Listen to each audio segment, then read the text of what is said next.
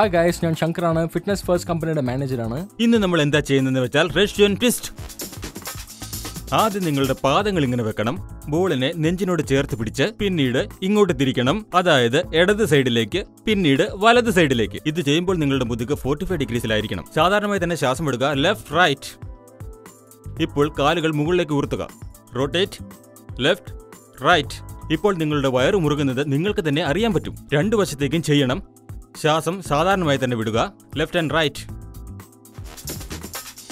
ഇപ്പോൾ core ball crunches ആണ് ചെയ്യാൻ പോകുന്നത്. ആദ്യം നിങ്ങളുടെ കാൽ കുറച്ച് വിടർത്തി വെക്കുക.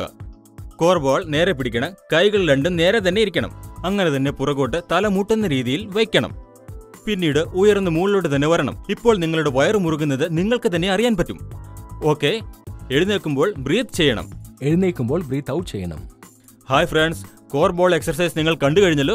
ഇനി നമുക്ക് അടുത്ത എപ്പിസോഡിൽ കാണാം. ഫിറ്റ്നസിനെ പറ്റി നിങ്ങൾ കണ്ടുകൊണ്ടേയിരിക്കൂ.